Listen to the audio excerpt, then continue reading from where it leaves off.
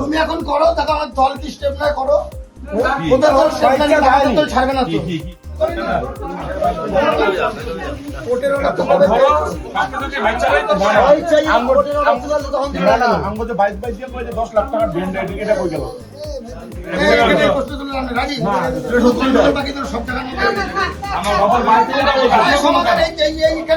সমাধান 10 লাখ টাকা উঠবে কেন, সেটা পঞ্চায়েতকে তুলবে। তুমি তো বলছো ভালো বলো,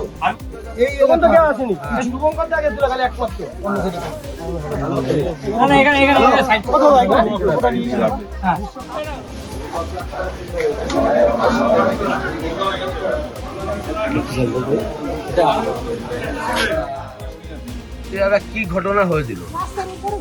ঘটনা হচ্ছে, জমিটা হচ্ছে আমাদের 5 কাঠা জমি আমার মামার নামে, মাসিকে পাওয়ার পর্যন্ত দেওয়া আছে। তাপস ঘোষের নেতৃত্বে আমাদের এই জায়গার বিশ্বজিৎ দেবনাথকে দিয়ে টোটালি জমিটাকে হরপ করার একটা চেষ্টা করেছিল। নামে ছিল ক্লাব, কিন্তু এটা আলাদা ছিল আর কি, হিসেবটা আলাদা ছিল, আমরা যা বুঝতে পারলাম। এখানে হতো কিন্তু বিশ্বজিৎ দেবনাথকে দিয়ে কাজটা করানো হয়েছে যাতে এটা নেওয়া যায়।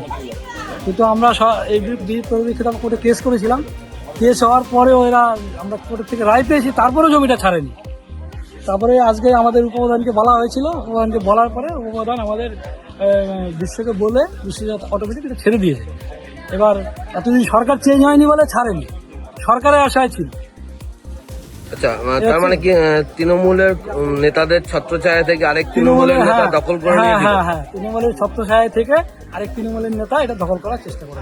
আপনাদের কি এই জমির পেপার ছিল? আপনাদের অরিজিনাল পেপার আছে, সমস্ত পেপার আছে, এর আগে পর্চা সমস্ত রেডি। এর আগে কোনো এই নিয়ে প্রোটেস্ট করেছেন? আমি থানা থেকে শুরু করে একদম কোর্ট পর্যন্ত, কোর্টে কেস লড়ে আমাকে 6-7 বছর কোর্টে কেস লড়েছি। কোর্ট থেকে আমরা মীমাংসা বের করে নিয়ে এসেছি, রায় নিয়ে এসেছি।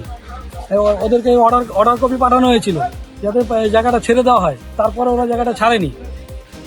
অরিজিনালি তৃণমূলের তাপস ঘোষের নেতৃত্বে কাজটা হয়েছে। আচ্ছা, যদি সরকার পরিবর্তন না হতো তাহলে কি ফিরে পেতেন? মনে হয় না সরকার পরিবর্তন না হলে আমি জায়গাটা ফিরে পেতাম। দখল করে জোর জবরদস্তি দখল করে রেখেছিল, এমনকি আমাকে মেরেছে পর্যন্ত। আমি জমিটা লিগেল কথা বলতেছিলাম, আমি মার পর্যন্ত খেয়েছি। বলছি, দীর্ঘ প্রায় অনেক বছর পরে একটা জায়গা উদ্ধার হলো, এই কি বিষয় একটু যদি বলেন। বিষয়টা এখানকার যে 20 বছর ধরে এই পঞ্চায়েত সমিতির সভাপতি ছিলেন তাপস ঘোষ, তার নেতৃত্বে এই পাড়ার ছেলেপেলেদেরকে উস্কে দিয়ে উনি যেটা সমস্ত ব্লকে করে এসছে এতদিন, কেউ দুর্বল মানুষ আছে জায়গা জমি কিনেছে, তার জমি কিভাবে পার্টির পতাকা লাগিয়ে কিভাবে ক্লাব করে দখল করাবে ছেলেপেলেদের। প্রথমে ছেলেপেলেকে দিয়ে সেই জায়গাটা দখল করাবে, কিছুদিন বাদে তাদেরকে কিছু টাকা হাতখরচা দিয়ে সেই জায়গাটা তিনি তার কোনো কাছের লোক, তার আত্মীয় স্বজন, তার কাকার ছেলের নামে রেজিস্ট্রি করে। এইরকম এই ব্লকে প্রচুর আছে। 2 দিন আগে আমরা কালিনানপুর, যেটা শান্তিপুর গেট রয়েছে, কালিনানপুর পঞ্চায়েতের গেটের পাশে দেখুন বাদিকে একটা পাপাই মতো একটা জমি কিনেছিল, সেই জমিটাকে 4 বছর আটকে রেখেছিল।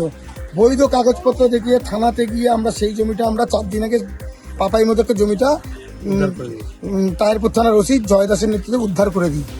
আজকে আমরা সরকারে আসার পরে এই ক্লাব যাদের হাতে ছিল তাদেরকে জিজ্ঞাসা করেছি, এখন তোদের যে যাদের মদতে, যে তাপস ঘোষের মদতে তোরা এতদিন আটকে রেখেছিস, কোর্টের অর্ডার হয়েছে, এই জায়গা কি জায়গার মালিকের হাতে ফিরিয়ে দেবা, হ্যাঁ কিনা, নইলে এবার আইনত ব্যবস্থা আমরা নেব।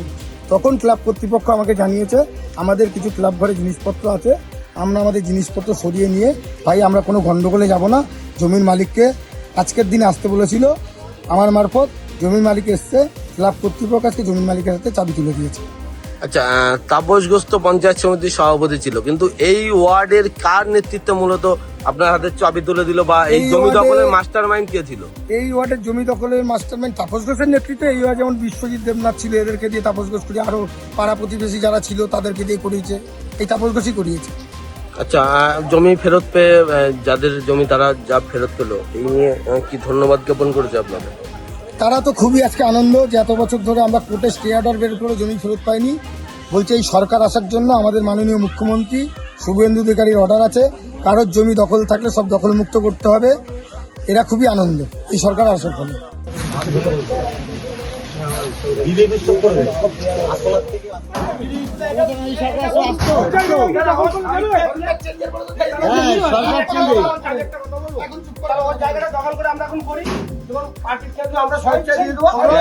তুমি এখন করো, দেখো আমার দল কি স্টেপ নেয় করো।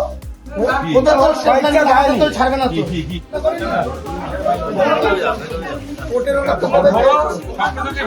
ভয় চাই, কোর্টের ওরা তুলে আনলে তখন দিবে না। এখানে প্রশ্ন তুললাম না, রাজি?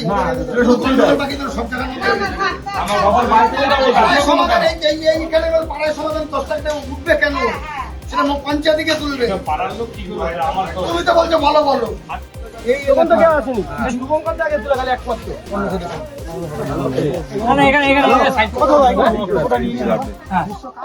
আমাদের ভিডিও ভালো লাগলে লাইক এবং শেয়ার করুন। কমেন্ট সেকশনে গিয়ে জানান আপনাদের মতামত। আরও ভিডিও পেতে আমাদের চ্যানেল সাবস্ক্রাইব করুন এবং প্রতি মুহূর্তে খবরের আপডেট পেতে প্রেস করুন বেল আইকন।